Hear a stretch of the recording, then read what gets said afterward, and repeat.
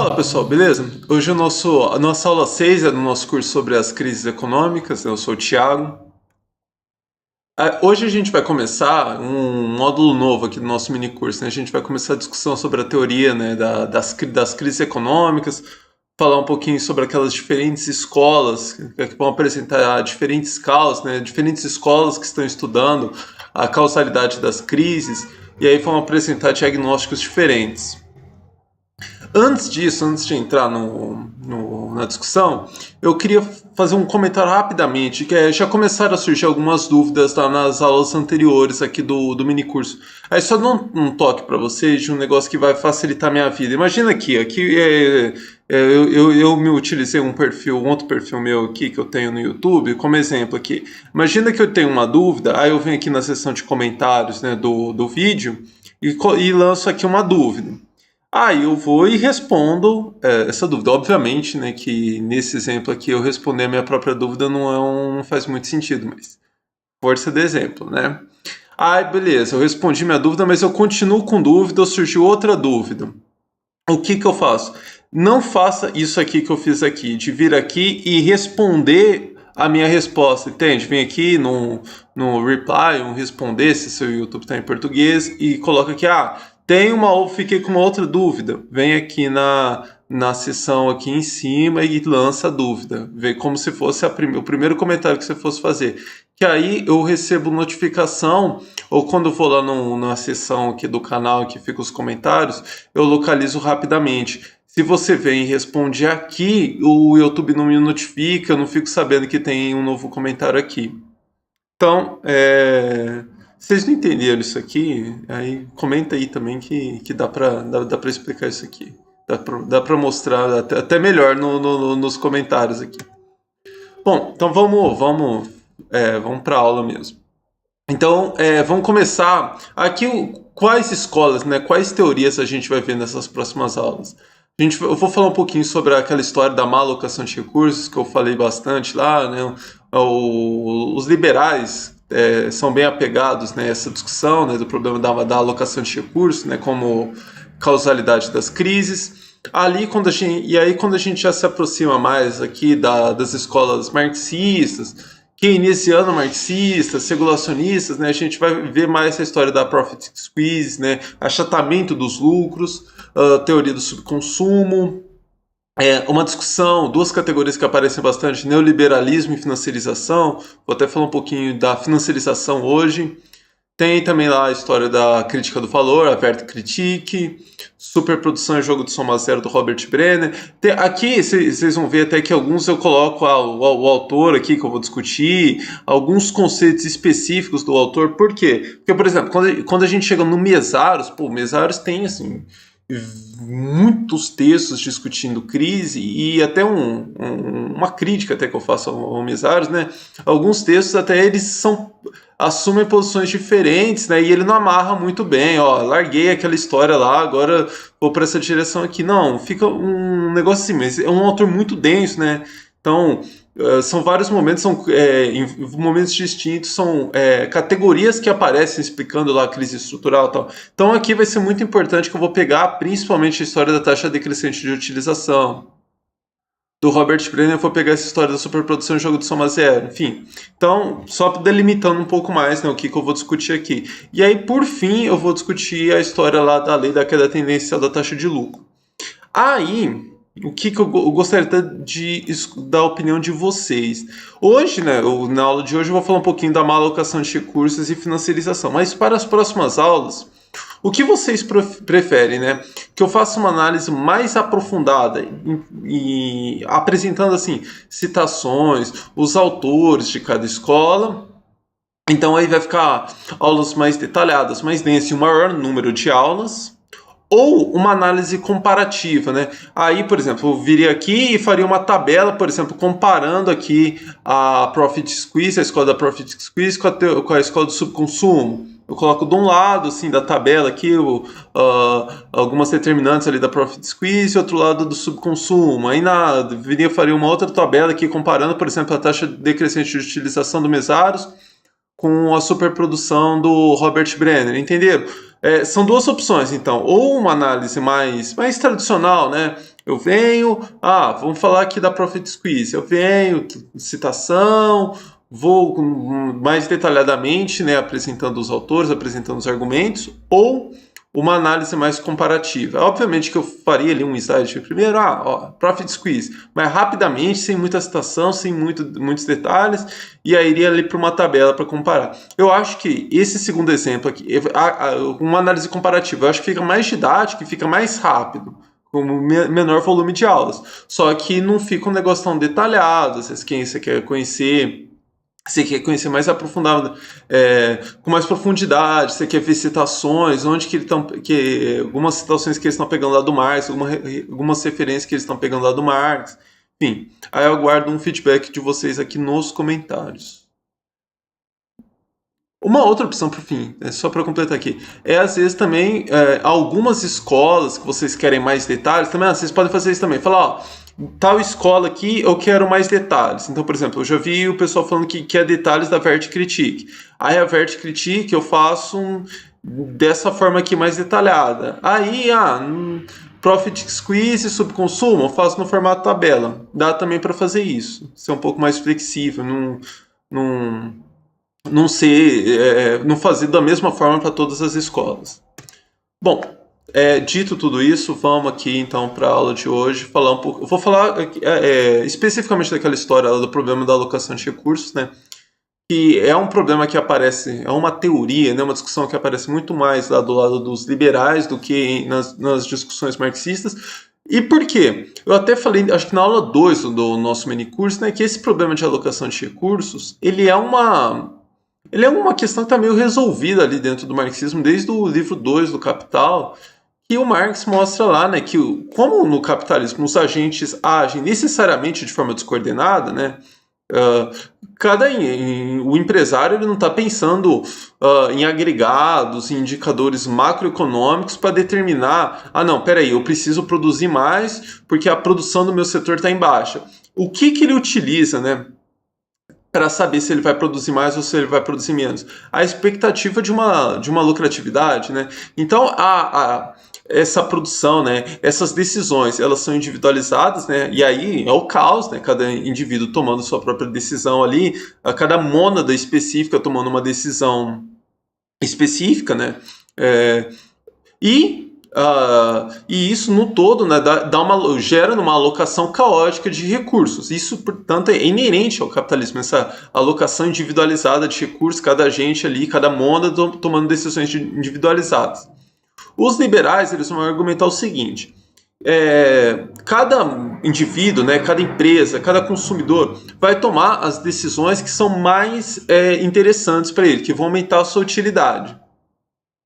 E aí, cada agente buscando aumentar a sua utilidade individual vai gerar o aumento da utilidade para a sociedade como um todo. Então, eles pressupõem o seguinte, que cada indivíduo buscando maximizar a sua utilidade, isso gera maximização da utilidade para a sociedade como um todo. Ou seja, isso aqui é um pressuposto. Há alguns determinantes que tornam essa alocação individualizada de recursos. Então, um empresário lá decidindo se ele vai investir mais, se ele vai investir menos. O consumidor lá pensando se ele vai comprar uma geladeira nova, se ele não vai comprar uma geladeira nova.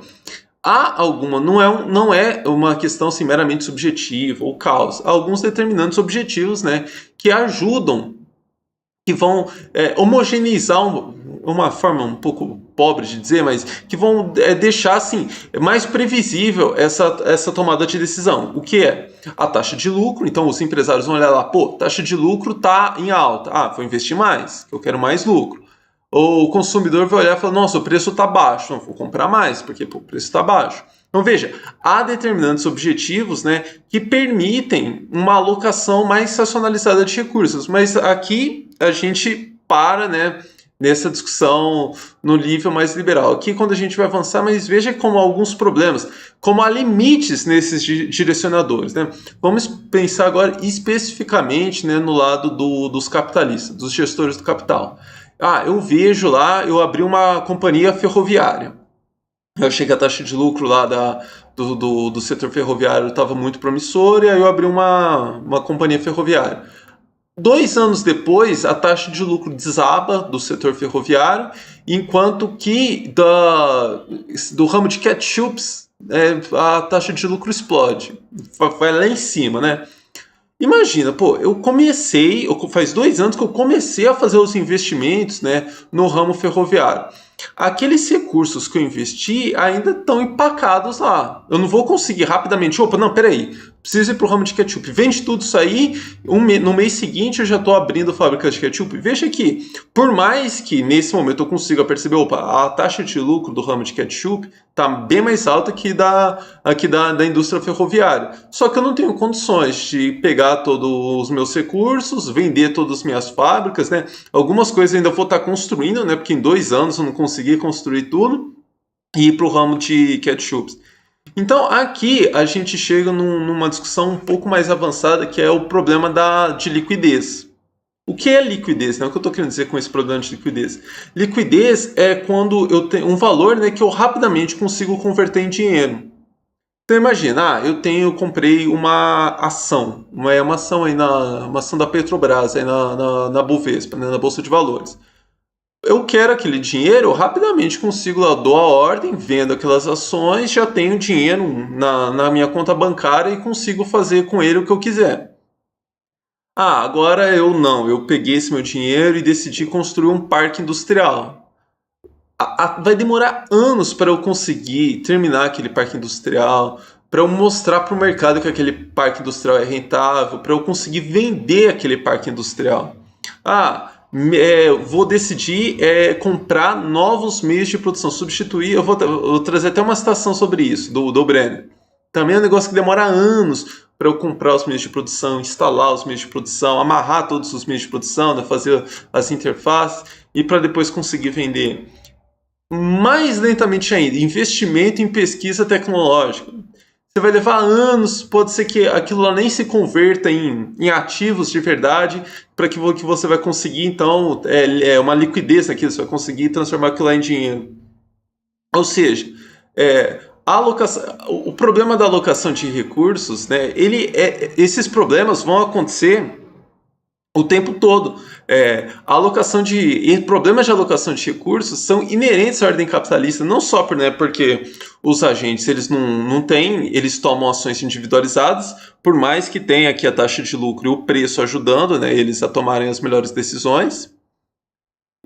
Mas ainda que eles vejam, agora a minha melhor decisão por meio da taxa de lucro seria investir lá na fábrica de ketchup, mas meu investimento está empacado aqui na companhia ferroviária. Então, isso aqui foi só alguns exemplos, né, de como que esse problema da alocação de recursos, né, porque, veja, até agora eu não falei do Estado, né, porque como vocês sabem, para os liberais, essa alocação de recursos, o problema decisivo vai ser, né, para gerar esses problemas na alocação de recursos, a interferência do Estado.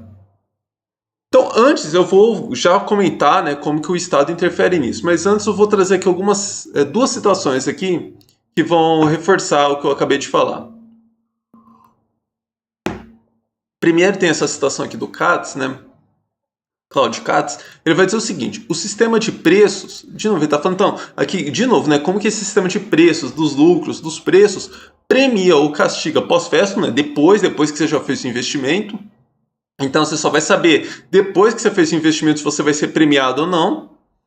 Então, premia pós-festo a economia ou desperdício do trabalho social no qual incorrem os capitalistas que se adiantaram ou se atrasaram na inovação. Então, aqui ele está falando especificamente, né, desse último exemplo que eu trouxe aqui, que da pesquisa tecnológica. Você vai fazer uma pesquisa tecnológica, você não sabe se aquilo lá vai render dividendos, né? Se você vai conseguir de fato extrair lucro daquilo ou não. Você só vai saber depois. Então veja, não tem como você tomar uma decisão racionalmente ótima aqui. É risco atrás de risco. Aqui uma citação do Brenner, né? Os investimentos em capital fixo tendem a ocorrer a ocorrer em ondas e ser incorporados em grandes blocos de desenvolvimento tecnicamente interrelacionados. O que ele está falando, né? Que, por exemplo, eu tenho uma fábrica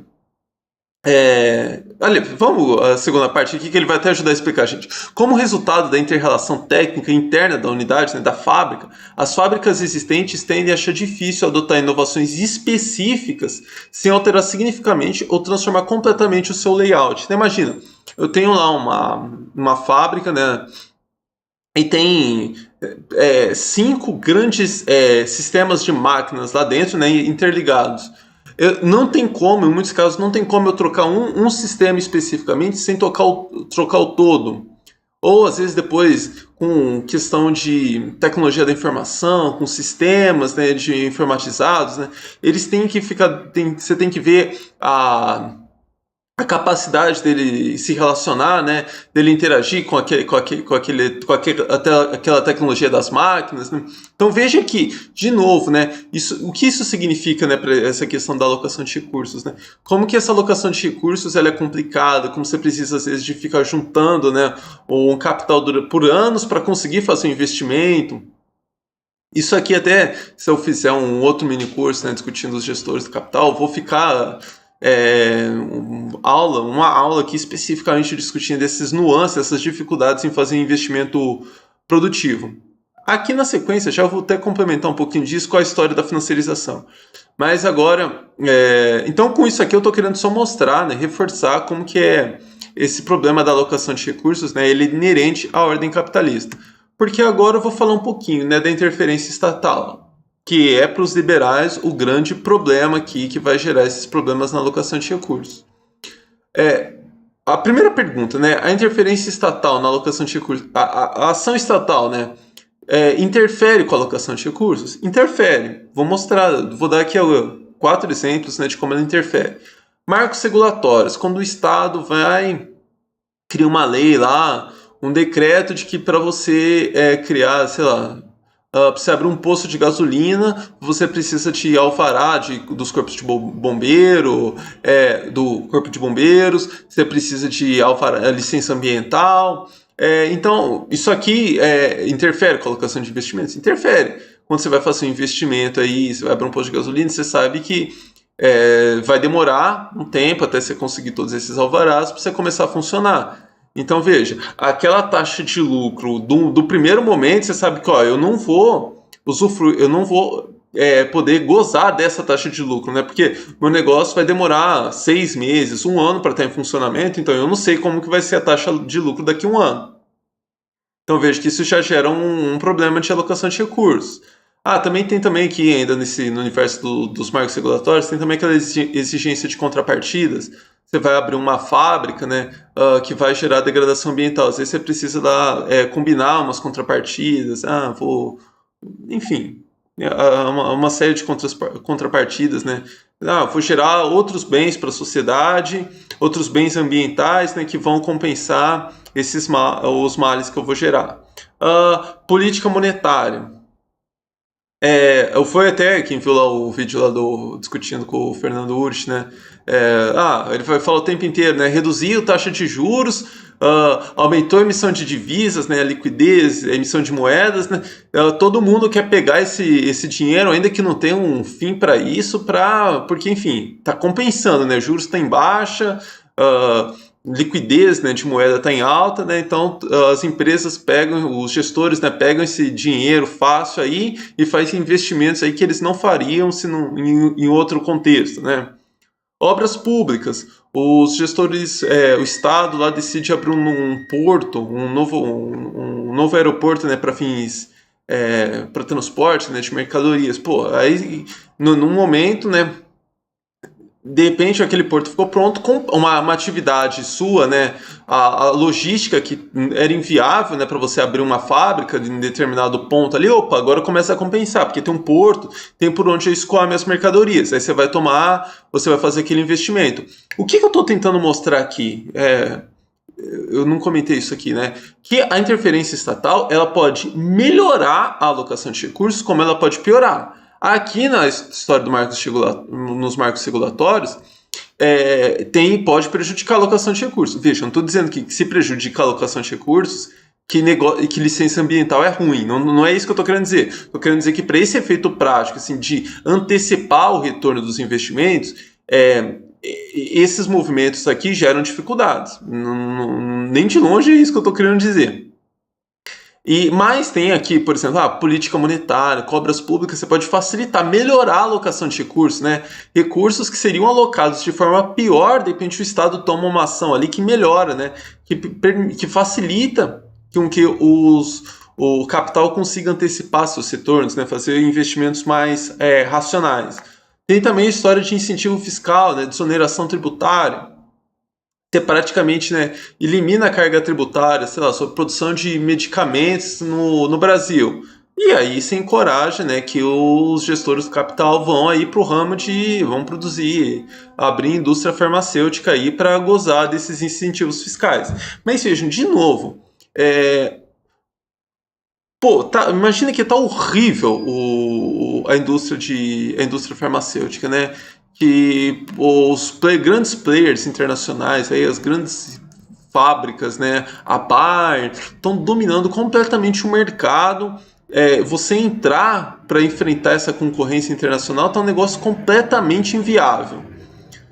A desoneração tributária aqui no Brasil que vai fazer com que comecem a surgir, bombar uma série de empresas nacionais? Pode ser que não. Então veja que o incentivo fiscal, né, essas ações do Estado, por mais que elas ajudem, elas são ali uma questão residual, né? Ajuda, pode impulsionar, pode atrapalhar, mas ainda assim a questão, né, são tantas variáveis, né, e variáveis até com pesos tão mais impactantes, né, com pesos tão maiores, que essas questões aqui podem não fazer diferença nenhuma. E se eu fizer também um mini curso aqui sobre a história recente do Brasil, eu posso dar vários exemplos, né, de incentivos fiscais que não geraram efeitos práticos nenhum. Então, qual que é a moral da história? Problemas na alocação de recursos são inerentes à atividade produtiva e, portanto, parte constituinte da dinâmica capitalista. A ação estatal pode atenuar ou agravar esse tipo de problema. Então, veja, há crises, foi o que eu falei lá na aula 2, há crises de alocação de recursos? Elas são... a alocação de recursos é o grande explica, né, por que as grandes crises acontecem? Não. As crises passam, né, por esses problemas de alocação de recursos, mas dificilmente, né, mudanças na alocação de recursos é o que vão desencadear, vão ser a causa primeira, né, o primeiro motor para desencadear as grandes crises, né? E esse movimento, né, essa história, né, de primeiro motor, né, o que desencadeia de fato, vai ficar mais claro, né, nas próximas aulas. O que vocês vão ver, vão começar a reparar nas próximas aulas, né, como que a gente vai pegando questões assim cada vez mais de fundo, né, que essas questões que vão empurrando todas as outras. Isso vai ficar mais claro nas próximas aulas, né? E aqui, por fim, eu queria comentar, né, uma faceta aqui dessa história da financiarização que tem a ver com essa alocação de recursos, né? Financiarização é uma categoria muito ampla, que envolve questão de crédito, aumento de consumo das famílias por meio de crédito com crédito facilitado, enfim, é uma questão envolve uma série de variáveis, né? Tem o Harvey, tem vários autores aí que vão olhar para questões diferentes, Rasson, enfim. Aqui eu vou puxar um pouquinho essa história da alocação de recursos, né? Porque tem uma história também, no senso comum, né? Fala o seguinte, investir uma história até mais palpável, né? Investir em imóveis, comprar imóvel é um investimento muito mais seguro do que investir no mercado de ações. Para o empresário, então, para ele, o equivalente a isso, ele dizia, eu abri uma fábrica aqui, é muito mais seguro do que eu ficar investindo aí em especulação financeira. Tem a história da financiarização, né? Vários autores, principalmente o Duran, acho que eu coloquei uma passagem dele aqui depois. Ele vai argumentar o oposto, né? Ele vai dizer que no capitalismo contemporâneo, principalmente ali depois dos anos 70, o investimento mais financiarizado, mais especulativo, se tornou mais seguro. Por quê? Porque nesse mercado cada vez mais instável, né, com taxa de lucro decaindo, embora eles não vão apontar diretamente o problema da taxa de lucro, a maioria deles não vão apontar diretamente o problema da taxa de lucro, mas o fato é que nesse cenário de maior estabilidade, os ativos de maior liquidez, então, por exemplo, ações, São ativos de maior liquidez, que você consegue vender do dia para a noite e pegar aquele dinheiro. Eles se tornam mais seguros. A resultante disso, então, é mais seguro em relação ao investimento em fábrica, em parque industrial, em pesquisa, que vão demorar anos para você saber se você vai ter retorno ou não. A resultante disso, né, então o resultado disso é que a expansão, os ativos, essa expansão de investimentos em ativos financeiros acontece, né, em detrimento de investimentos em atividade produtiva. Então, ou seja, os gestores, né, os empresários, os capitalistas querem investir cada vez mais, né, em especulação financeira, em mercado financeiro, enfim, tem uma série de atividades também que talvez num futuro minicurso eu possa discutir com vocês, Shadow Bank, uma série de práticas aí, operações de hedge, atividades altamente especulativas, né? Como que essas atividades, que à primeira vista, né, é um cassino, é pura especulação, quase que aposta, se tornam mais seguras do que investimento em atividade produtiva. Então, uma máxima aqui, né, para fechar isso aqui, né, que a economia contemporânea, segundo esses autores, né, a economia contemporânea se ergueria, portanto, sobre o pântano da especulação financeira. Seria uma economia de bolhas financeiras. E aí aqui eu coloquei duas passagens bem longas, né? Na verdade é a mesma passagem, né? Uma aqui na sequência da outra. Do Chesney, eu não vou ler essa passagem aqui muito grande, mas essa aqui é uma... Eu vou deixar aqui primeiramente na descrição do vídeo e depois, quando eu fechar esse módulo aqui, eu disponibilizo esses slides para vocês e aí vocês podem ler essa passagem, né, tranquilamente aí no conforto dos seus lares. Mas essa aqui é uma passagem quase com o Chesney é um dos primeiros autores, né, que se atenta, né, começa a fazer referência a esse problema da financiarização, e essa passagem aqui é uma passagem que a gente sempre recorre, né, para apresentar esse problema, né? Então ele vai falar aqui dos gestores, né, de fundos, né, como que a própria atividade deles, né, os saberes, o conhecimento técnico, né, que esses gestores precisavam, né, para tomar as decisões, muda completamente, né, com essa virada ali para as atividades mais financiarizadas, com as atividades mais especulativas. Então imagina, antes os gestores, num contexto anterior, os gestores precisavam entender, mesmo que você era um gestor lá de banco, imagina, você precisa conhecer, ser um gestor lá de um banco, né? Você precisa conhecer os seus clientes para saber se você deve ou não emprestar determinada quantia lá de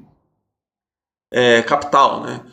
Você precisaria, num contexto anterior, você precisaria ter um mínimo conhecimento técnico, né, de negócio mesmo, de pesquisa, de produção, para saber se aquele projeto, né, se aquela parque industrial que ele está querendo construir, se é rentável, se é uma atividade viável.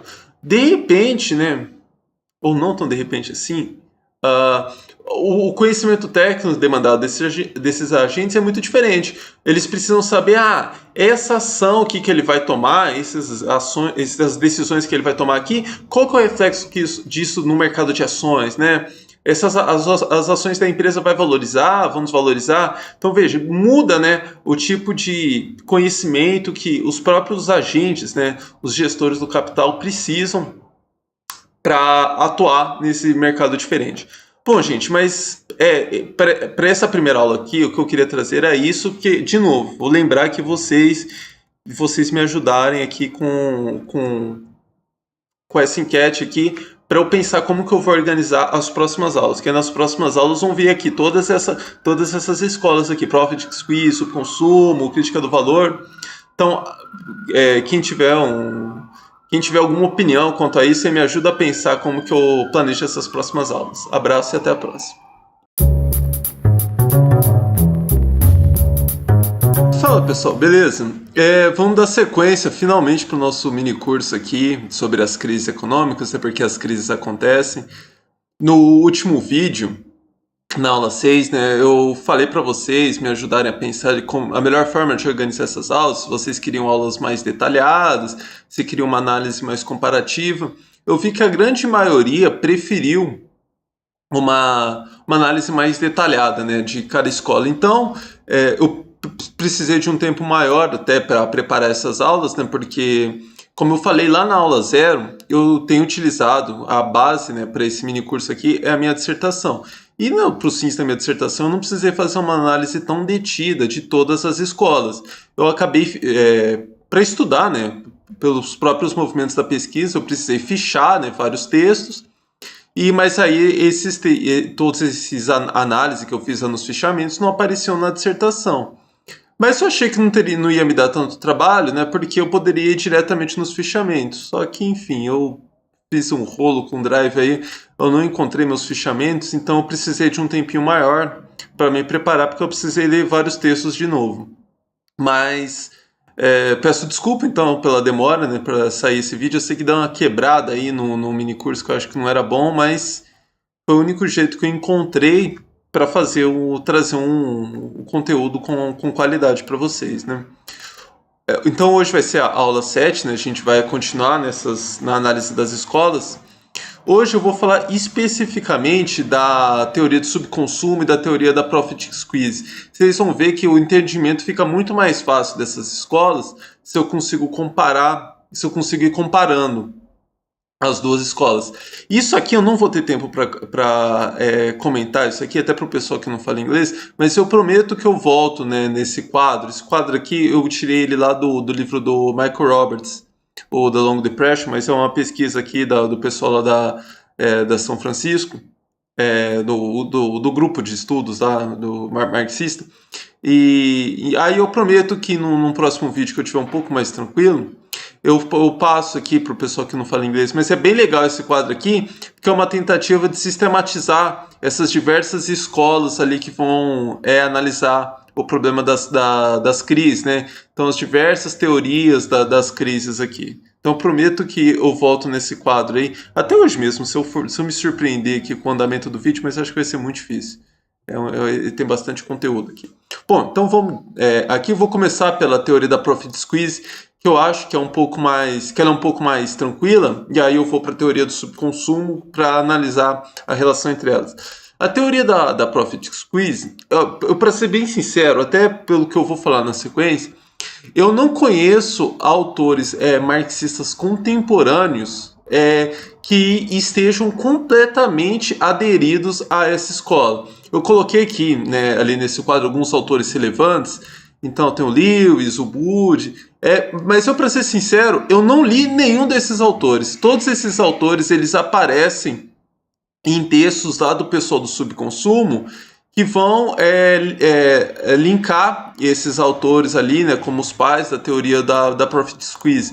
Mas hoje é muito difícil encontrar marxistas que estejam, né, utilizando a teoria da profit squeeze para analisar no cenário, né, contemporâneo, principalmente, né, porque a maioria das escolas marxistas, né, comprou todo aquele arsenal analítico da história do Estado neoliberal. Então, todo esse movimento de arroxo, né, sobre a classe trabalhadora, então isso aí acabou afugentando um pouco essas análises a partir da teoria da profit squeeze. Mas eu vou mostrar que ela tem alguma validade. O tempo todo aqui, eu não faço parte, né, de nenhuma dessas duas escolas. Eu acho que elas apontam, tanto da profit squeeze como da teoria do subconsumo, eu acho que elas apontam alguns elementos interessantes, mas é o que eu até adiantei em vídeos anteriores.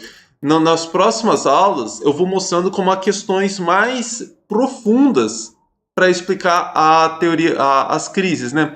Mas, eventualmente, tanto o pessoal ali da subconsumo, tanto como o pessoal aqui da profit squeeze, aponta elementos interessantes na realidade. Eu vou até mostrar isso na sequência. Mas vamos lá aqui apresentar um pouco do argumento deles.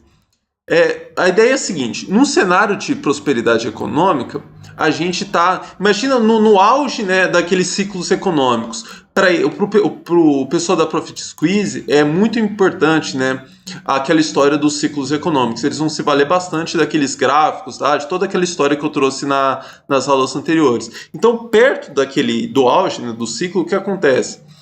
Tem uma situação quase de pleno emprego, né, grande demanda por trabalhadores, né? E aí, nesse contexto, a classe trabalhadora ela fica muito mais fortalecida, porque diminui, né, o exército industrial de reservas, Então, o pessoal está bem fortalecido para exigir maiores salários. Mas, num cenário contemporâneo, né, mais contemporâneo, a concorrência acirrada entre as diferentes, né, entre as diferentes empresas impede, né, que essas empresas vão ali, aumente o salário, então elas precisam pagar maiores salários para a classe trabalhadora, mas ela não tem, as empresas não têm a capacidade, não têm condições de sobreprecificar seus produtos, então de repassar esses custos maiores com salários para os consumidores. E aí o que acontece? Então, lentamente essa valorização salarial, o preço dos produtos fica, você não consegue aumentar o preço dos produtos. Se vai aumentando os custos com o salário, vai esmagando ali a lucratividade, né? Então, por isso que é profit squeeze, a tradução é de esmagamento dos lucros, né? Eu deveria ter deixado ali o termo em português também, mas é porque é tão forte a terminologia profit squeeze, mas é isso que eu tô falando, né? O fato de não aparecer nenhuma nomenclatura em português reflete como que essa escola perdeu força aqui nesse contexto contemporâneo.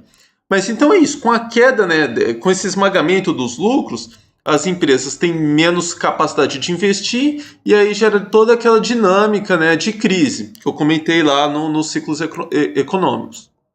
Então, uma passagem aqui, eu tirei isso aqui desse blog, A Critique of Crisis Theory, é um blog do Sam Smith, eu acho que o autor lá, mas ele não é um cara muito que está aderido a essa escola, ele está fazendo só uma análise, né, de todas as diferentes escolas. Eu achei bem interessante. Eu lia muito esse blog lá há uns anos, né? Agora eu precisaria até pegar de novo para ver se eu indicaria outros textos lá. Mas essa passagem aqui eu tirei dele, né? Explicando então a teoria da profit squeeze, ele fala lá o seguinte: quanto mais os trabalhadores estão organizados em sindicatos fortes, melhor eles serão capazes de tirar vantagem de conjunturas favoráveis no mercado de trabalho. O aumento dos salários reduz o problema do subconsumo, mas apenas atingindo o próprio cerne da produção capitalista, a produção do mais valor. Então, o que acontece? O problema da teoria, a questão chave, né, para esse pessoal da profit squeeze é que esse aumento, né, da massa salarial achata os lucros por meio do achatamento, né, da massa de mais valor. Também isso aí se vocês voltarem lá nas aulas anteriores, vocês conseguem ver claramente essa relação ali. Quem não está conseguindo assim de cara entender por onde que vai o problema. Mas o que eu chamei a atenção, né, eu trouxe essa passagem aqui justamente para ver aqui como que, para falar da teoria da profit squeeze, eles fazem referência ao problema do subconsumo. Agora a gente vai para a teoria do subconsumo. Vocês vão ver como o tempo todo vai aparecer uma referência, principalmente quando a gente chegar nas escolas marxistas, como que eles vão fazer referência a esse problema da profit squeeze, do esmagamento dos lucros.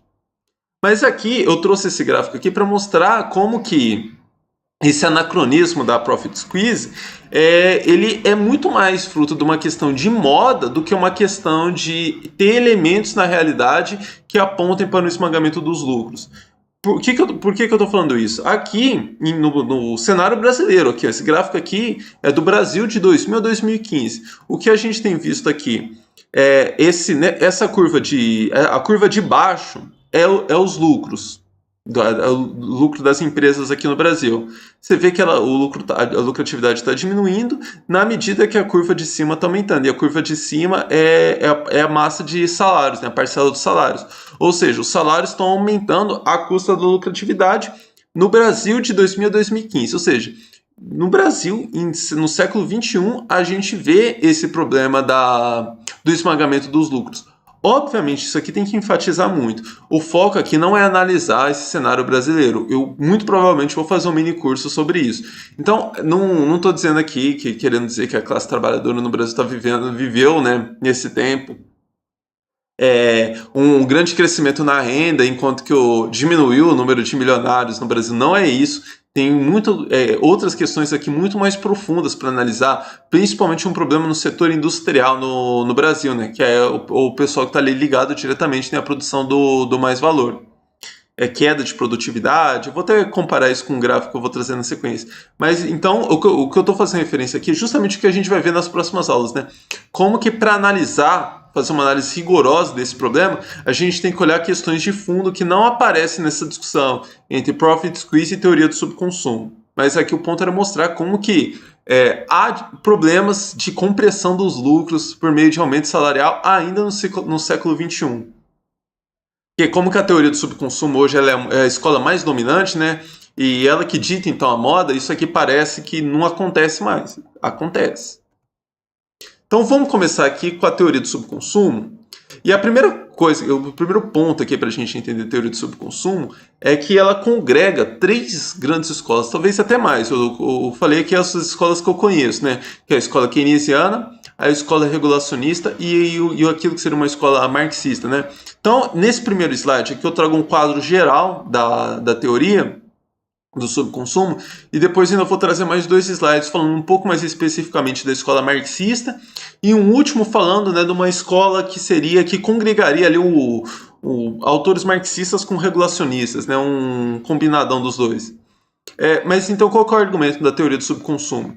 Eles vão argumentar que as empresas possuem sim a capacidade de repassar essa valorização salarial. Quando ela acontece, eles vão falar que não tem acontecido valorização salarial, mas quando acontece, ainda assim as empresas têm sim essa capacidade de repassar essa valorização ao consumidor final. Então não acontece de forma muito pronunciada esse achatamento dos lucros em função da valorização salarial. E na realidade, o problema contemporâneo, isso aqui aparece muito lá no Piketty, no Krugman. O que tem acontecido na realidade, né, nesse cenário contemporâneo, é que o lucro empresarial e o salário, né, dos gerentes, né, daquele pessoal, ainda que seja a classe trabalhadora, que tem os maiores salários, né, é uma versão moderna daquela história da aristocracia operária, enfim. Mas então o lucro empresarial e o salário, né, desse pessoal tem crescido num ritmo acelerado em detrimento do nível salarial da classe trabalhadora. Então, o pessoal, 80% da população da classe trabalhadora, né, 80% assim, da população ali em idade economicamente ativa, estão tendo redução, né, do nível salarial, do nível de renda, em detrimento, né, dos 20% superiores. Ainda que veja como que é problemático, né, fazer uma divisão de 80 a 20. Né, vou discutir isso. Daria para discutir isso. Isso que talvez cabe aqui um vídeo fora desse mini curso para discutir essa questão, né, do problema dessa estatística. Mas enfim, vamos aqui voltar para o argumento deles. Então eles vão falar isso. Tem diminuído a renda de 80%, né, da população ali em idade economicamente ativa, em detrimento desses 20%. Só que esses 20% já tinham uma renda tão satisfatória que esse aumento na renda dela não se converte em aumento no consumo. Se converte o quê? O pessoal vai pegar esse dinheiro e investir em ativos financeiros, que eu vou voltar nisso na sequência também. Então não tem esse aumento da renda, não se converte no aumento do consumo, e então tem um problema de subconsumo, né? Tem uma crise de subconsumo, porque tem menos gente consumindo. Esse que é o argumento geral aqui da teoria do subconsumo. Mas o que eu vou tentar mostrar rapidamente na sequência é como que há uma série de nuances aqui. Mas a primeira coisa que eu queria mostrar é, de novo, como que isso aqui, há elementos na realidade que apontam para um problema de subconsumo.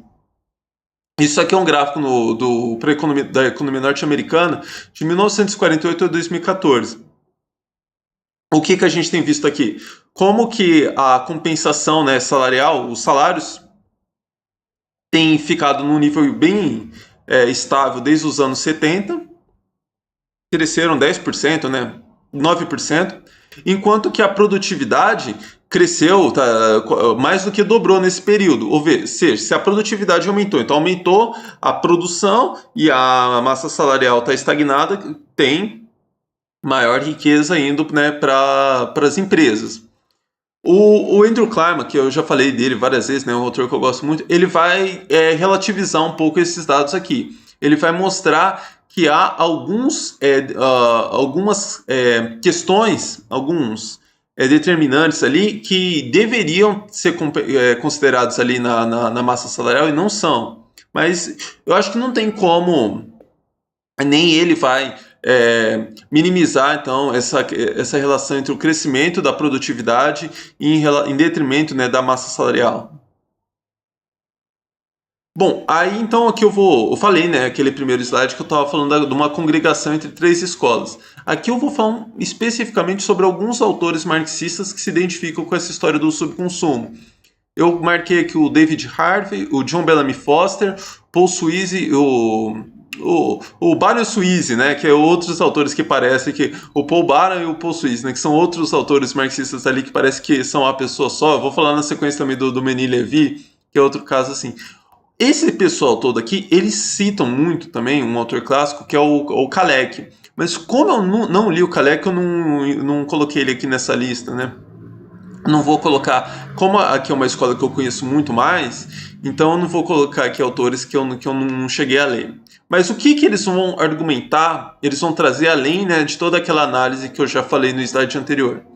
Eles vão focar nas consequências políticas da dinâmica salarial.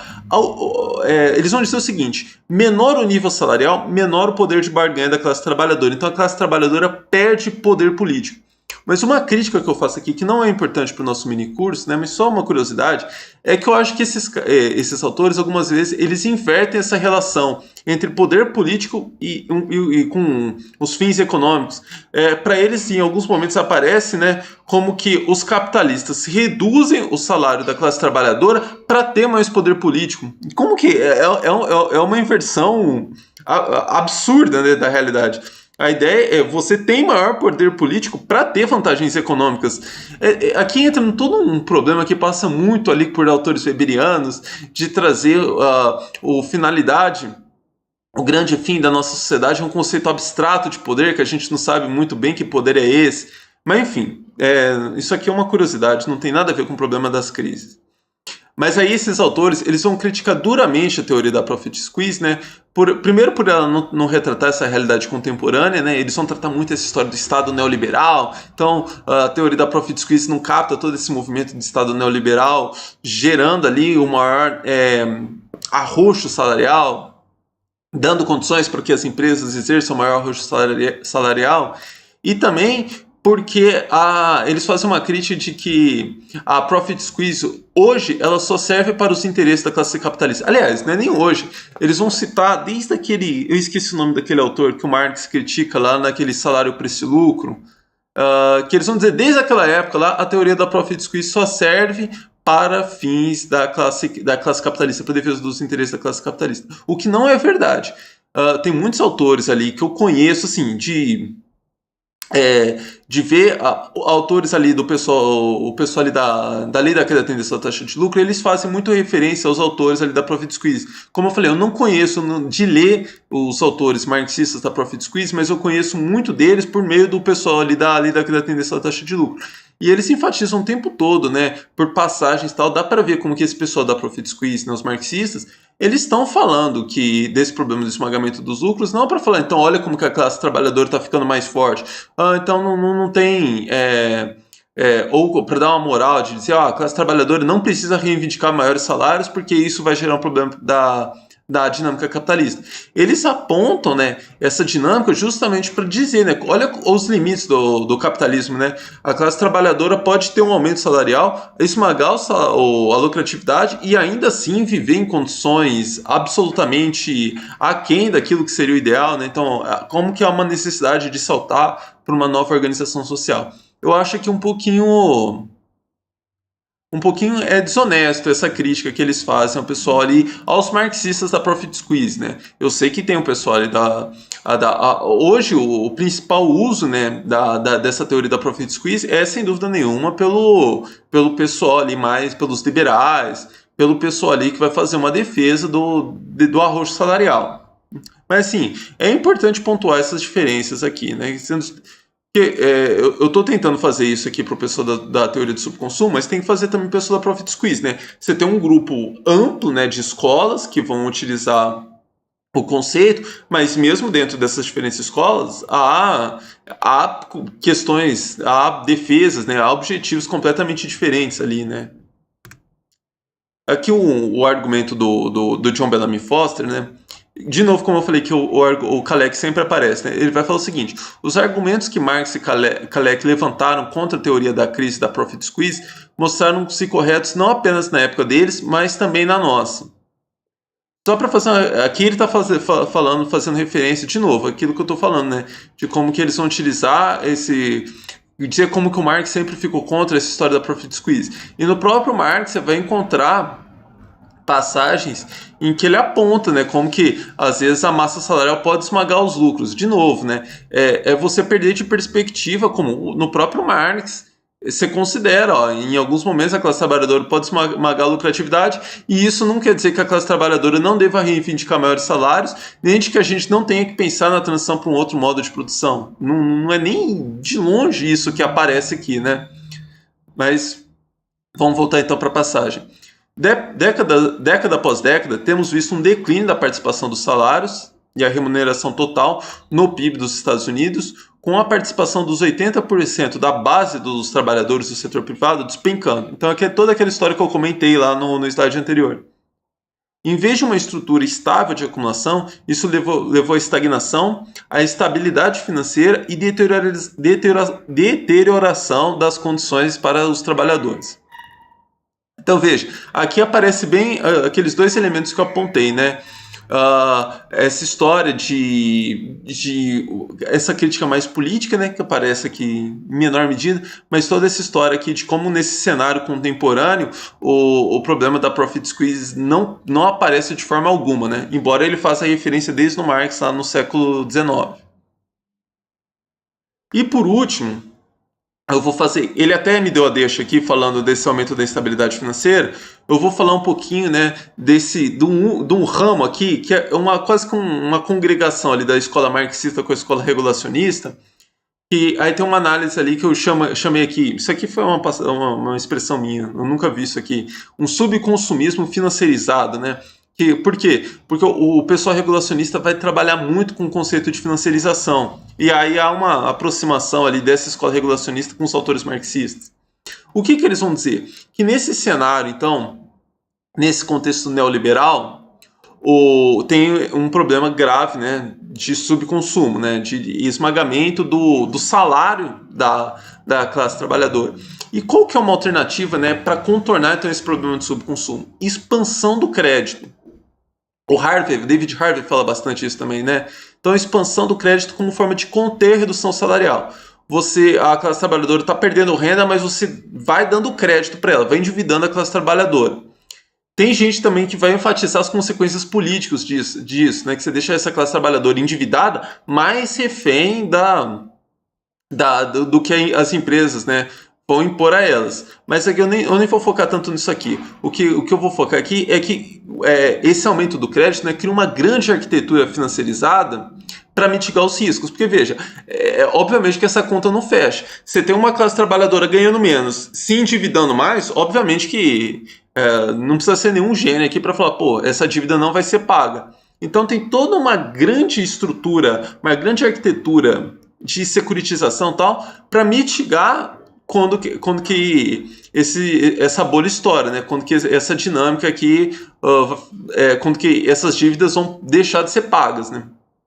E ali também eles vão apontar, né, que se formou uma nova classe de rentistas. Porque, por exemplo, ainda que, voltando ali nesses autores aqui, principalmente no Foster, a partir do Kalec, né, ele vai apontar como que dando exemplos, né, de como que num cenário em que você tem um aumento salarial da classe trabalhadora, as empresas vão conseguir repassar esse aumento salarial para o consumidor final. Foi o que eu falei aqui, que eu comecei a ter a slide aqui falando, que eles não vão entrar naquele argumento lá da profit squeeze, que as empresas não conseguem repassar esse aumento salarial para o consumidor final. O Foster vai falar, não, consegue sim. Mas quem é que paga o pato nessa história? Os cientistas. Aqui o pessoal, né, dessa história do subconsumo financiarizado, ele vai falar não, que todo esse movimento tem gerado, principalmente com essa expansão do crédito, tem gerado uma nova classe de rentistas.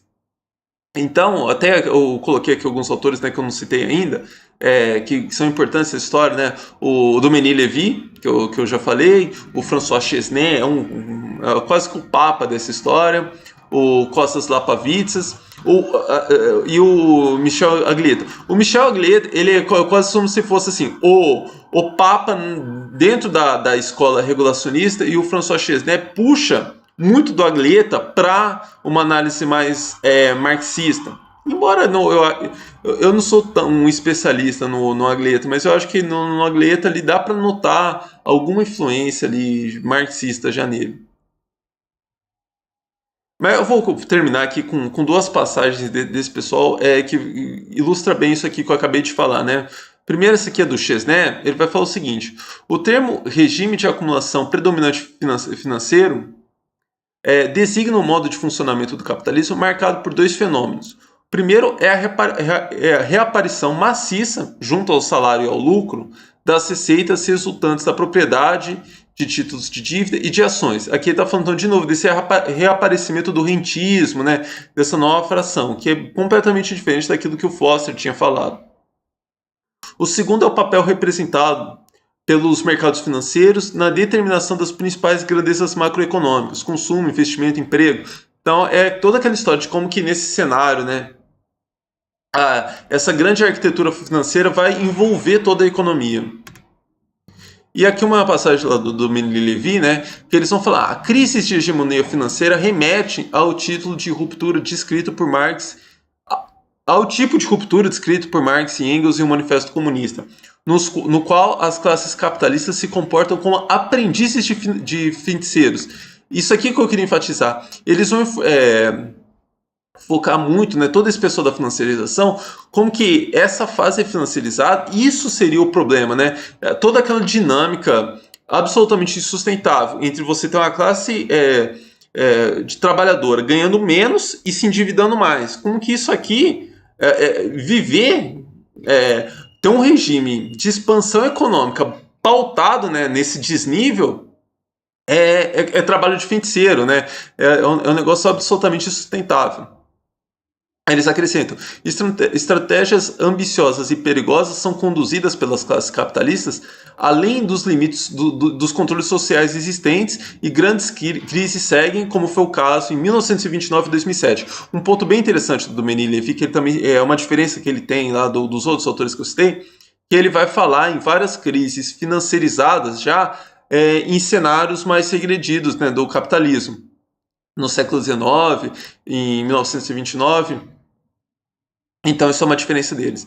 Bom, gente, esse vídeo aqui foi bem denso. Eu não sei nem se essa explicação ficou muito clara, né? Eu tentei trazer aqui vários autores, inclusive alguns, né, que eu não tenho tanta leitura, né? Por exemplo, o Aglietta, eu nunca li o Aglietta no original. Eu conheço mais o Aglietta de escutar de passagens do Chesnais, e o próprio professor Yosemir, né, que leu bastante o Aglietta, né? Mas o que eu estou tentando aqui, mas o foco aqui, né, em trazer esses autores, né, é mostrar, principalmente como esse pessoal aqui do subconsumo, o pessoal da Profit Squeeze, né, eles se envolvem em outras escolas, né, que é uma discussão muito ampla, né, e aí eu faço isso justamente para vocês terem condições aí de correr atrás desse pessoal, né. Então, gente, é isso. Eu tô fazendo um esquema aqui também, aqui no canal, que vale também para o pessoal aqui do mini curso, né? Eu vou fazer alguns vídeos respondendo alguns comentários, questões, trazendo mais detalhes, né? Então eu vou deixar aqui até na descrição do vídeo o link, né, para um post que eu fiz aqui no YouTube, lá na seção comunidade do canal, que aí vocês podem mandar as questões lá, que aí eu respondo elas em vídeo. Eu vou dar até uma prioridade para as questões que forem saindo aqui do mini curso, né? Então, se alguma coisa que não ficou clara, né? E às vezes não fica eu não consigo dar uma resposta tão detalhada por vocês respondendo nos comentários, mas aí vocês podem mandar lá que eu respondo por vídeo. E aí eu vou tentar responder primeiro todas essas questões do pessoal aqui do mini curso, antes de abordar as outras questões que o pessoal já está levantando lá. Então, gente, é isso, um abraço e até a próxima. Fala pessoal, beleza? Então, dando sequência aqui para o nosso mini curso sobre a causalidade das crises econômicas, hoje a gente chega na nossa aula 8.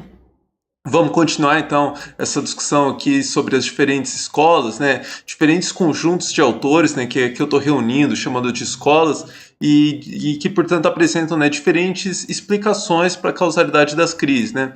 Já falamos um pouquinho sobre a história da malocação de recursos, sobre a financiarização. Na aula passada falamos sobre o pessoal ali da profit squeeze, né, teoria do esmagamento dos lucros, também sobre o pessoal do subconsumo, aí amarramos um ramo lá do pessoal do subconsumo com o da financiarização, e aí hoje a gente vai falar especificamente sobre o Robert Brenner. O Robert Brenner é um cara que eu acho muito interessante. É um cara, assim, que eu tenho algumas discordâncias bem marcantes, né, quanto a ele, mas inclusive talvez o cara que eu tenha discordâncias, mas com mais respeito. Eu acho um cara interessantíssimo, e aí até por isso eu decidi fazer uma aula exclusiva sobre o Robert Brenner. A ideia inicial era até fazer uma comparação dele com aquela posição do Mesaros, da taxa decrescente de utilização. Que quem conhece vai ver que tem algumas proximidades ali. Eles estão falando de coisas parecidas, embora em termos bastante diferentes. Mas, como eu achei que essa aula aqui eu tive que fazer até bem correndo, pode até ser que a qualidade fique um pouquinho prejudicada, mas aí até por causa disso eu preferi só focar no Brenner para poder trazer os argumentos, marcar bem os argumentos dele, que é um cara muito interessante. E aí, e sobre o Mesaros, eu vou fechar o mini curso comparando, né, uma história de crises cíclicas com crises estruturais, e ali então eu vou conseguir fazer referência ao Mesaros, e aí eu posso trazer alguma coisinha ou outra aqui que eu gostaria de ter falar dele aqui, mas acabei optando por deixar de fora para poder focar só no Robert Brenner. Bom, então vamos lá. Aqui, hoje especificamente, né, o Robert Brenner ele tem um tratamento bastante diferente dos outros autores que eu trouxe, porque ele é o cara mais, digamos assim, não numa linguagem muito... Não estou querendo fazer uma crítica a ele, mas ele é o mais empírico, né, dos autores que eu estou tratando aqui. É até uma qualidade dele em vários sentidos, né? Então, ele não vai ficar falando muito de crise em geral, ele vai falar de crises específicas. E aqui, principalmente no que eu estou trazendo aqui, ele vai falar, né, que a economia mundial vive um quadro de estagnação desde 1973 e especialmente de forma mais acentuada depois da virada para os anos 2000. E ele vai analisar em grande medida nesse quadro, né, atribuir em grande medida esse quadro à estagnação das economias avançadas. Porque o que ele argumenta, né? Que desde os anos 70 começa a aparecer um declínio da taxa de lucro. Aqui que eu coloquei, né, como uma taxa de retorno do investimento sobre o capital, né, taxa de lucro, desde o final dos anos 60. E essa queda ela é resultado, né, da intensificação da competição entre as principais economias, né, entre as empresas das principais economias, nesse momento ali, então, principalmente Estados Unidos, Alemanha e Japão. Então, intensifica essa competição. Eu vou discutir aqui logo na sequência, né, porque que isso gera um impulso, né, para superprodução e aumento da capacidade ociosa. Inclusive, aqui com o aumento da capacidade ociosa, que teria uma proximidade para discutir com o Mesaros lá da taxa decrescente de utilização. Mas, infelizmente, eu vou ter que deixar isso de lado para a gente focar só aqui no Brenner. Mas então, o que ele vai atribuir essa intensificação da competição, esse problema da superprodução, aumento da capacidade ociosa? Eu já até trouxe uma passagem dele aí numa das aulas anteriores, na primeira aula, né, desse bloco aqui sobre as escolas, quando eu estava falando lá do pessoal da financiarização, que ele vai argumentar o seguinte, né? Inclusive, só corrigindo, quando eu estava falando lá do pessoal ali da má alocação de recursos, né? Que eu estava mostrando como que há um problema de alocação de recursos independentemente da história da intervenção estatal. Mas porque o que ele vai argumentar, né? Que quando a gente está olhando ali para o capital produtivo, para a dinâmica, né, dos investimentos em fábricas, na produção de mercadorias, os investimentos, eles tendem, né, para comprar maquinário, para montar ali uma fábrica, o layout da indústria. Você não consegue fazer investimentos, você não consegue montar uma indústria fazendo investimentos pontuais. Ah, primeiro eu compro aqui uma máquina, depois eu compro outra, aí depois eu ligo as duas máquinas. Na verdade, a produção, né, nesse nível, né, da economia contemporânea, né, principalmente quando a gente está falando, né, de fábricas, né, que produzem um sistema de máquinas, né, você não consegue fazer investimentos pontuais. Ou você compra tudo de uma vez, ou você não investe. Então, o que acontece? Imagina que ali, depois da Segunda Guerra Mundial, tem uma onda muito grande de investimento, né? Então, uma série de fábricas, né, foram desativadas durante ali a Segunda Guerra Mundial, ou foram, né, adaptadas para as demandas de guerra. Aí termina a Segunda Guerra Mundial, começa ali uma nova dinâmica de investimento, né? Então, as empresas investem de novo, arranjam suas fábricas, né? Então, fazem aquele investimento em bloco, e ali elas ficam amarradas àquele investimento até que todas aquelas máquinas, né, as principais máquinas, a depreciem, e aí elas têm que fazer um novo investimento para fazer mudanças radicais ali naquele layout. Ou seja, o que eu estou falando aqui? Que o investimento, portanto, ele é feito em bloco. Você não consegue comprar depois, investi aqui, montei toda aqui a minha fábrica. Você não consegue ir aos poucos depois, atualizando, substituindo uma máquina, substituindo outra, porque vai gerar uma série de problemas de interação entre as máquinas. As máquinas não vão conversar, você não vai conseguir arranjar a produção. E o que acontece? Deixa, portanto, né, essas empresas pioneiras, as que fizeram o primeiro investimento, né, reféns numa situação de vulnerabilidade em relação às novas empresas que vão entrando no mercado. Porque imagina, você fez um investimento ali em 1950, então você comprou a tecnologia mais avançada no início, né, dos anos 1950. 10 anos depois, uma empresa japonesa vai entrar nesse mesmo setor. Ela vai comprar a tecnologia mais avançada já no início dos anos 1960. E por causa dessa dinâmica que eu acabei de falar, as empresas lá que estão 10 anos, que fizeram investimento 10 anos antes, não vão poder aumentar a sua produtividade para acompanhar essas novas entrantes, essas empresas japonesas.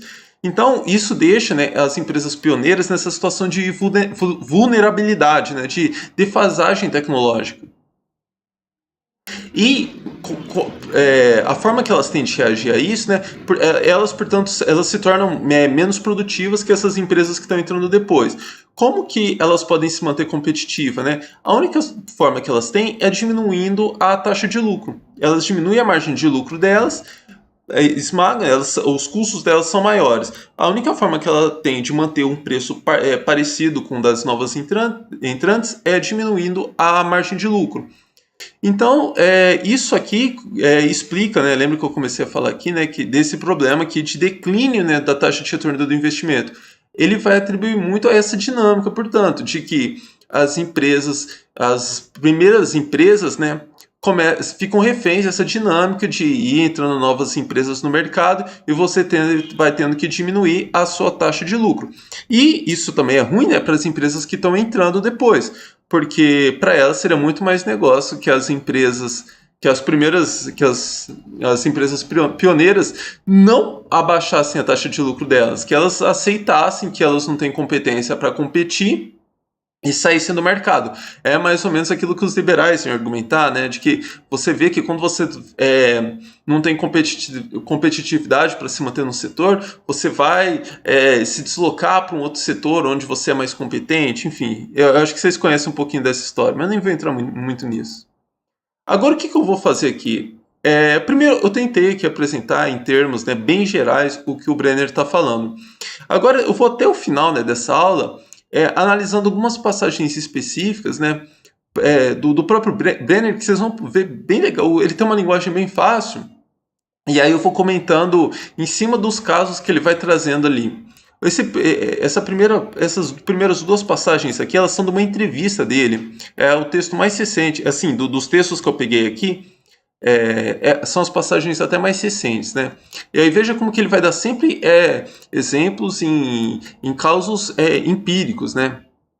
Ele vai falar o seguinte: a principal causa, embora não a única, do declínio da taxa de lucro tem sido uma tendência persistente para o excesso de capacidade nas indústrias manufatureiras globais. O que aconteceu foi que, uma após a outra, novas potências industriais entraram no mercado mundial. Então, no cenário pós-Segunda Guerra Mundial, tinha os Estados Unidos, aí depois vem a Alemanha, depois vem o Japão, depois vem os NICs, depois vem o Nordeste Asiático, depois vem os Tigres, e finalmente, né, vem a China. Essas economias, portanto, de desenvolvimento posterior, produziram os mesmos bens que já estavam sendo produzidos pelos desenvolvedores anteriores, apenas mais baratos, por causa dessa dinâmica que eu falei, incorporando tecnologia mais avançada. O resultado foi uma oferta excessiva em comparação com a demanda, e uma indústria após a outra, e isso forçou a queda dos preços e dessa forma dos lucros. Estou dando sequência exatamente para aquele trecho anterior ali. Eu só dividi aqui para caber aqui na tela. As corporações que experimentaram um aperto em seus lucros, além disso, não abandonaram suas indústrias. Isso aqui que é um negócio interessante que eu ainda não comentei, né? Que eu comecei a fazer menção, mas não avancei, né? As empresas pioneiras que começaram a ver ali que estão ficando tecnologicamente defasadas, não é interessante para elas falar: opa, peraí, estou perdendo, vou aceitar a derrota e vou embora, vou fechar aqui minha fábrica e me dedicar a outra atividade. Elas tentam manter o seu lugar apostando na sua capacidade de inovação, acelerando o investimento em novas tecnologias. Então, quando elas têm essa possibilidade, entrar nas novas empresas, elas se agem: opa, vou ter que mudar radicalmente aqui meu layout, então vou ter que fazer um investimento muito grande. E aí, mas é claro que isso só piora o problema do excesso de capacidade, devido à queda em sua taxa de retorno. Então imagina, aumentou a competição, cai, né, o retorno, e os capitalistas estão, portanto, obtendo excedentes menores em seus investimentos. Eles, portanto, não tiveram escolha a não ser retardar o crescimento das plantas, equipamentos e empregos. Aqui, essa passagem aqui, né, de uma entrevista, então aqui ele está misturando duas coisas que eu comecei a tratar separado. Então deixa eu separar de novo aqui para vocês. Há duas dinâmicas aqui que ele está misturando, né, na entrevista, mas nos livros dele ele marca bem essa diferença. Primeiro eu sou uma empresa pioneira. Então, vamos tratar assim: as empresas pioneiras são as empresas norte-americanas. Então, uma empresa norte-americana entrou lá em 1950, começou a produzir. Entrou depois uma empresa japonesa lá nos anos... Uma empresa alemã no início dos anos 60 e depois uma empresa japonesa nos anos 1970. Essa empresa norte-americana, a empresa pioneira, ela tem duas opções. Ou ela achata a margem de lucro, ou ela decide mudar radicalmente o layout dela. Então, a gente vai encontrar os dois tipos de empresa. Isso aqui são os dois casos que eu estou falando. Ela pode, então... Mas veja que, para ela, isso aqui vai significar um aperto, né, nas contas dela dos dois jeitos. De um, ela vai ter que diminuir a margem dela. Se ela opta por não comprar, né, novos aparelhos, novos equipamentos, novas máquinas, ficar então com aquelas máquinas tecnologicamente defasadas, ela tem aquela opção de esmagar a taxa de lucro, a margem de lucro. Se ela resolve comprar, né, fazer uma nova fábrica praticamente, né, os custos dela, né, ela vai diminuir os custos dela, mas ela vai ter que fazer um investimento que não era o momento ainda. Aquela fábrica lá não tinha se depreciado, não tinha chegado ao final da vida útil dela. Então ela está tendo que fazer um investimento antes daquilo que tinha sido programado. Então veja que aqui você tem duas dinâmicas, né, duas respostas possíveis, mas que geram o mesmo problema de aperto nos lucros. E ainda, aí você vai falar, aí tem aquela outra dinâmica ainda que eu falei: beleza, essas duas opções, ela vai ter uma diminuição, né, um arroxo nas contas dela. Por que ela não sai desse mercado? Porque para essa empresa, é ainda interessante esmagar a lucratividade do que fechar aquela fábrica e procurar abrir um negócio num setor completamente diferente. Eu sempre brinco com aquela história lá: a fábrica produzia lá, estava lá no setor de ferroviário. Aí fala: opa, taxa de lucro aqui caiu, vou começar a produzir ketchup. Veja que para fazer um movimento desses é começar um negócio do zero. Não há um conjunto de saberes, né, de conhecimento tecnológico ali, de conhecimento do negócio que você leva de uma empresa ferroviária para uma fábrica de ketchup. Então é mais negócio para ela, para as empresas esmagarem a taxa de lucro, a margem de lucro e ficarem brigando no mesmo setor do que fazer essa mudança radical.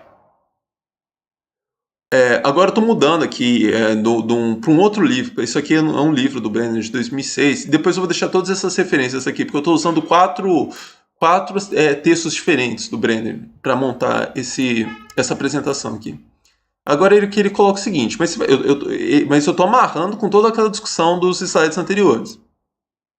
O problema tornou-se mais formidável porque tinha um aspecto estrutural importante. Uma parte desproporcional da queda na demanda resultou da desaceleração desproporcionalmente grande do crescimento do setor manufatureiro.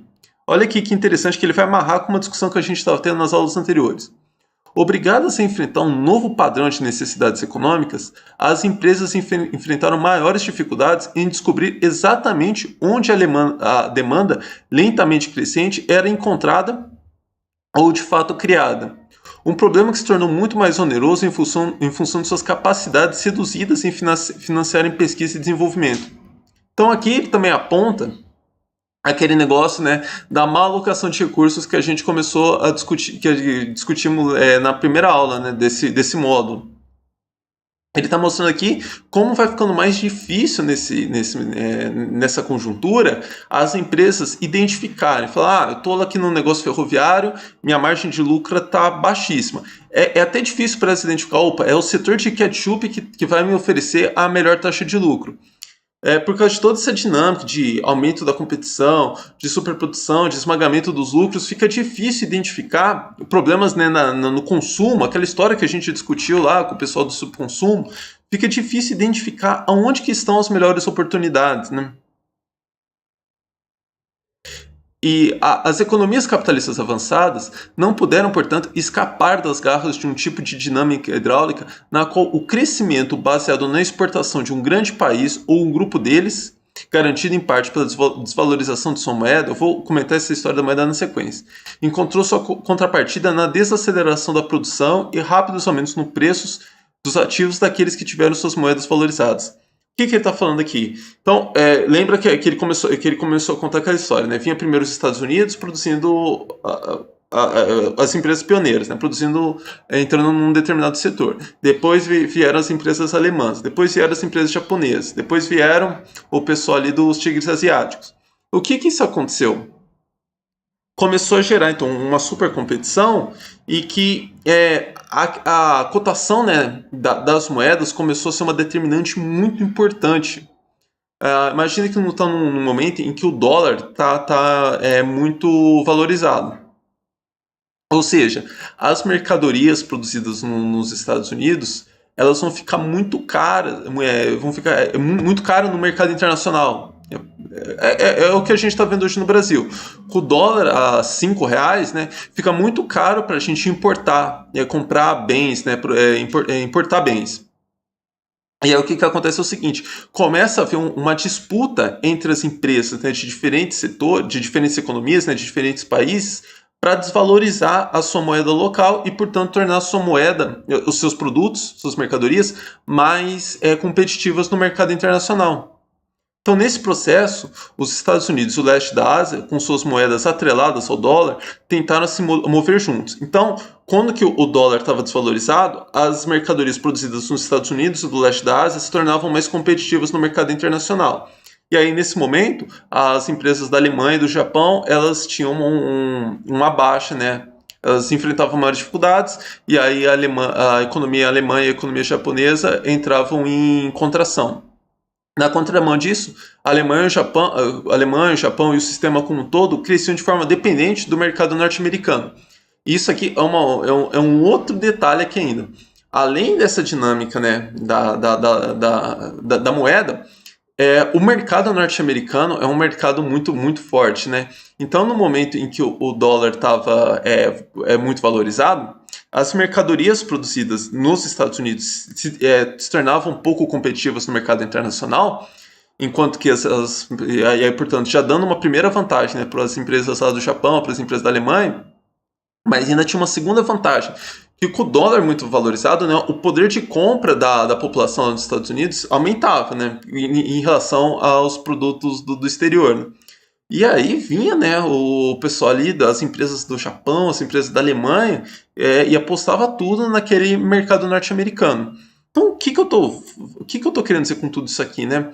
Que comecei a chamar atenção aqui para um problema. Até agora a gente estava discutindo a história, né, de esmagamento dos lucros por causa de aumento de salários, problema de consumo, problema de má alocação de recursos, né, financiarização. Aqui eu estou começando a discutir, né, como que esse problema das crises remete a um problema ali da própria competição entre empresas, problema de investimento, de superprodução, de aumento de capacidade ociosa, das empresas não encontrando mercado para os seus produtos, não porque simplesmente diminuiu a capacidade de consumo, né, da classe trabalhadora, mas sim por causa dessa própria dinâmica, né, de superprodução. Aqui ainda, né, eu vou melhorar isso aqui na próxima aula, né? O Brenner ele não é um cara que utiliza muito ali a história do valor, o problema da superacumulação. Aqui ele está só olhando assim em termos, como eu falei, bem empíricos, né? Vendo aumentar a quantidade de mercadoria, vendo aumentar a capacidade de produção das indústrias. A gente vai melhorar isso já na próxima aula. Mas veja como que eu comecei a fazer referência a um outro problema. E agora aqui para encerrar, só vou mostrar aqui o gráfico, né, para que a gente consegue ver legal essa dinâmica aqui que ele apontou, né? Veja aqui como que ficou, né, essa cor aqui que não ficou legal. Mas é até melhor você reparar aqui que, por exemplo, no triângulo ali é para representar a economia japonesa. A economia norte-americana e a alemã fica meio confusa ali, mas veja que a economia norte-americana, que é que está na corzinha quase que mais próximo do branco, né, um cinza mais clarinho, como que ela está numa dinâmica bem diferente das outras duas. E a economia japonesa é a que vai entrar depois. E o que ele está mostrando aqui? Como que a taxa de lucro, né, delas acaba, por exemplo, cresce aqui nos anos, ali no final dos anos 60, você vê que tem uma alta na lucratividade das empresas japonesas. Paralelamente a isso, o que a gente está vendo? Uma queda na lucratividade das empresas norte-americanas. E o que é curioso também, que a gente vai ver melhor nas próximas aulas, né, é como que depois, né, desse momento, todas as economias aí vão encontrar taxas de lucros muito menores, né? Ainda que ali, por exemplo, no final, né, dos anos 90, tem uma alta ali na lucratividade das empresas japonesas, das empresas alemãs e uma baixa nas empresas norte-americanas. Mas veja como que essa alta, né, na lucratividade das empresas japonesas e alemãs são muito menores, né? Essa alta é muito menor do que aquela alta, né, no final dos anos 60 ali. Então, eu também vou mostrar isso aqui melhor, né, na próxima aula, quando a gente falar da tendência da taxa de lucro. Aqui o foco vai mais nessa dinâmica da competição, né? As empresas tentando se manter no mesmo setor, continuando produzindo as mesmas mercadorias, né, mas, portanto, gerando problemas de superprodução, aumentando a capacidade ociosa, né, porque na medida que você tem um problema de superprodução, você não vai continuar produzindo no mesmo ritmo, e isso pressionando a taxa de lucro para baixo, né? Veja como que... E ainda essa dinâmica ali dissonante, né? Melhorou um pouco a lucratividade das empresas alemãs e japonesas, queda na taxa de lucro das empresas norte-americanas. Isso aqui é uma expressão que vai ficar bem famosa, bem marcante do Brenner, né? Que a economia entra numa dinâmica parecida com um jogo de soma zero. E, então, eu já apareceu aqui no canal... O pessoal aí acabou, o pessoal liberal ali, né, que começou a ter algum contato com a economia, aí eles aprendem aquele mantra: economia não é jogo de soma zero, economia não é jogo de soma zero. E aqui, justamente o que o Brenner está mostrando, né, em números, é de que a economia mundial começa a viver uma dinâmica próxima ao jogo de soma zero a partir ali na virada dos anos 70 para os anos 80, né? Por isso que eu acho o Brenner um cara muito, muito interessante. E ele aponta isso sem ter que recorrer a todas aquelas categorias marxianas: valor, mais valor. mas a gente vai amarrar com essas categorias na próxima aula. Bom, gente, essa aula aqui foi bem densa.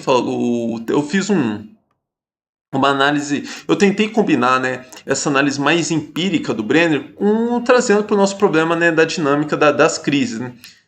Se tudo der certo, eu vou fazer depois um mini curso falando, né, também sobre a economia mundial. Então, não especificamente, né, sobre as crises, mas contando essa história da economia mundial. E ali, aí eu vou ter tempo, né, para ir mostrando passo a passo como que foi essa dinâmica, o que acontece ali para a economia norte-americana entrar na fase expansiva, e enquanto que a economia japonesa e alemã entram na fase regressiva. Eu vou poder contar essa história detalhe por detalhe, né, de forma cronológica, amarrando os pontos. Aqui o meu objetivo foi mais pontuar, né, esse problema do intensificação da competição, né, entrando empresas norte-americanas, alemã, japonesa, leste asiático, China, aumentando essa competição, gerando superprodução de mercadorias e aumento da capacidade ociosa. Que é isso aqui que a gente vai levar para as próximas aulas. Então, gente, é isso. Um abraço e até a próxima.